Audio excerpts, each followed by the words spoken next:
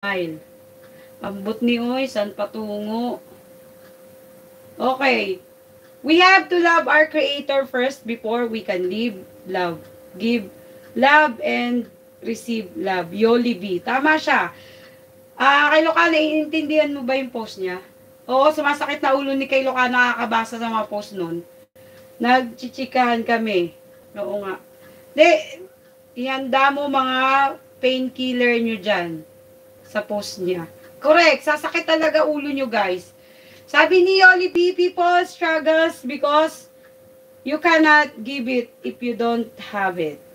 Ha ha ha, nagre-report talaga si kay Lokal. Oo, pinapasakit din ulo ko. Imbis na siya lang sasakit ulo, sumasakit din ulo ko.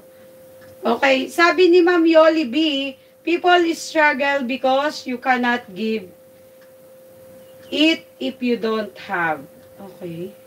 You cannot give. Yung sinasabi ko, hindi ko po sinasabi dito na find the person na dapat ganito siya, dapat may ganito siyang mga ganito, may mga ganyan. Para po pa rin sa akin, no, ang sabi ng Lord, ang asawa daw ay siya lang ang magbibigay.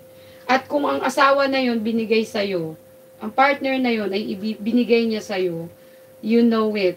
Malalaman mo din daw yun. Kasi, unang-una na, ino-honor nun yung salita ng Panginoon. Pangalawa, ino-honor ka niya dahil ikaw ay ginawa ng Panginoon. Ginagalang ka niya kasi galing ka sa imahe ng Panginoon. Hindi dahil babae ka lang. Yun yung mga sa kung talagang babasihan natin. Sa akin kasi date, yung makikipag-date ka as Christian, hindi po mag-date tayo ha, kasi bagong kakilala pa lang. Hindi ko po sinasabi na dapat ganun. Wala po dapat ganun. Kasi, the man or the woman na mamahal, na gustuhin ka or itinadhana ng Panginoon para sa'yo, dadalhin yan para sa'yo. Hindi mo kailangan habulin. Dadalhin yan para sa'yo. Kasi para sa'yo yan. Parang ano lang yan guys, parang blessing. Yung blessing, may pangalan na yon, na yung blessing na to para kay ganito. Someone take it. Okay? If someone take it, hindi yan para sa'yo, babawiin pa rin yan sa'yo kasi hindi yan para sa'yo. It's already have a name. And dapat yun mabigay dun sa may name. Hindi yun para sa'yo. Okay? Wait for you kasi meron parating para sa'yo. Yes? I'm waiting. Di ba, Madam Okray? Shoutout po. Sa lahat, sabi ni Madam Okray, nasa labas ako kla. Okay lang. It's okay. It's okay. It's okay.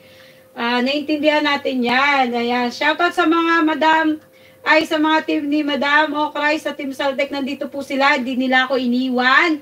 Ayan, ang Team Saltec, Team Router, at of course, ang mga ka-organic natin dyan.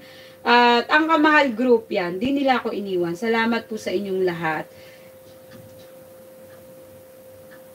Anong sagot ni... Ma'am, alam mo pa, para kang suot na damit ko. Simple lang, pero bagay sa akin. Ay! O, diba? Pag mga ganyan, oy, Rick, kanina, shoutout sa'yo, hindi kita nakita kanina. Nakita ba kita? Shoutout kay Rick Aningat, nasa labas si Ma'am MK, nasa loob. Nasa labas ni Ma'am MK. Ako nasa loob. Uy, alam ko yan. Sino ang nasa loob? Okay, nasa labas ngayon si Madam Okray at si Rick Aningat ay nasa loob. Nasa labas si Ma'am Okray. Okay, shoutout sa'yo si Rick Aningat. Ano na, kumusta na Rick? Kumusta na ang nangyayaring sitwasyon? Ako at ikaw lang ang nakakaalam. Hindi dapat i-broadcast.